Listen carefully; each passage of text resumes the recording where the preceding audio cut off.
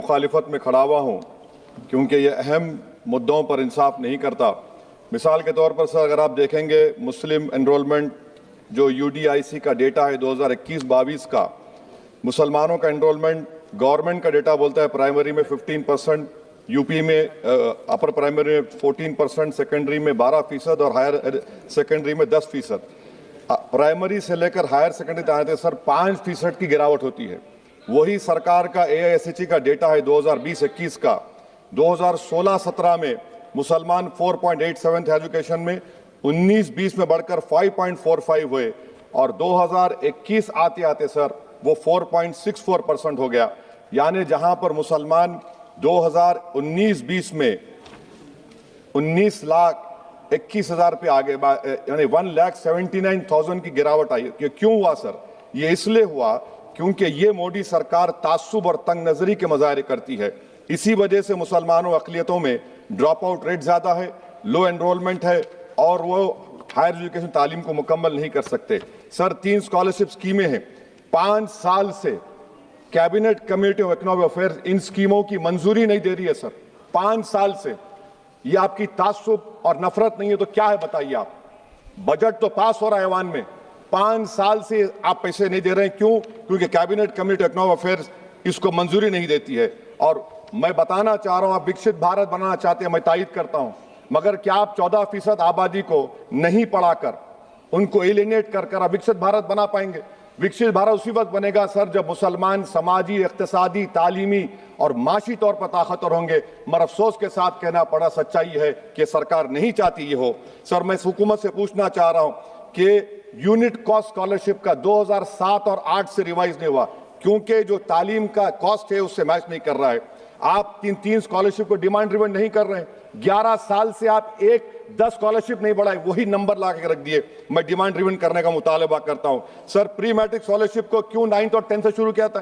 Sir highest drop out rate मुसलमानों का है और हमारे मसीहा वेस्ट बंगाल में बैठे, वहां पर ड्रॉप आउट रेट मुसलमानों का 23%, आसाम में 30%। आसाम की सरकार गोली मारने का वीडियो कम बनाएगी तो शायद मुसलमान पढ़ ले तालीम में। सर मैं मुतालबा करता हूं कि मौलाना आजाद फेलोशिप को दोबारा शुरू किया जाए ताकि अक़लियती और मुस्लिम बच्चे हायर एजुकेशन मुकम्मल कर सके।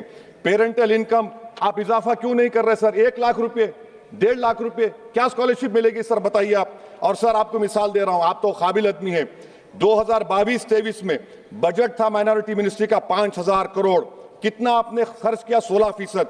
22-23 में सर बजट था 22-23-24 में 3,000 करोड़, 5% खर्च हुआ सर। 24-25 में बजट था 3,180 करोड़, 22% खर्च हुआ सर। पीएमजेवी के स्कीम है 1,914 करोड़, उसको आपने कम कर दिया 1,565 करोड़।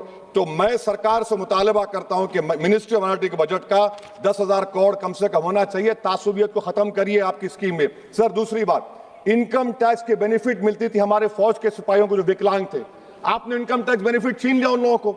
ये कैसा इंसाफ है आपका बताइए? जो फौजी सर्विस में है, अरे प्राइम मिनिस्टर अगर एक ट्रेन की झंडी दिखाएंगे तो उससे बढ़ के पैसे खर्च हुआते, तो आप क्या बचा रहे? सर 11-12 साल से वजीर आजम मोदी हैं, हमारी एयरफोर्स का स्क्वाड्रन गिरकर 29 पर आ गया।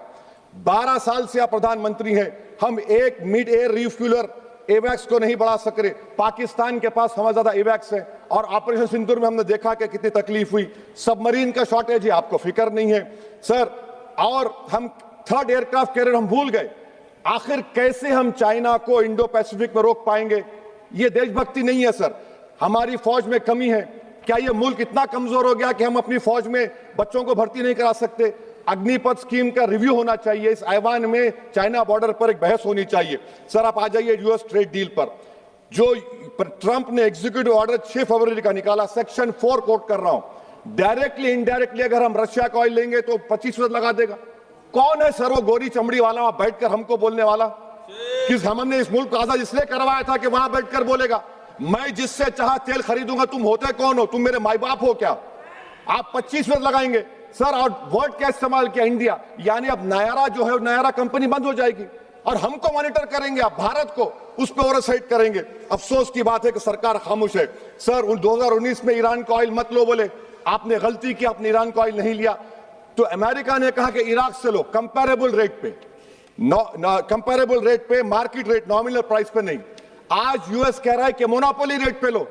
कहां है सर? हम क्यों कर रहे हैं? क्यों इतना गिर रहे हैं इस गोरी चमड़ी वाले के सामने? आखिर हमारी हमियत कहां है सर? और एक बात बता रहा हूं सर, ये यूएस ट्रेड डील से European 2 minute sir, European union की ट्रीटी से हमारा पीएलआई का पूरा असर पड़ेगा, क्योंकि आपने टैरिफ गिरा दिया।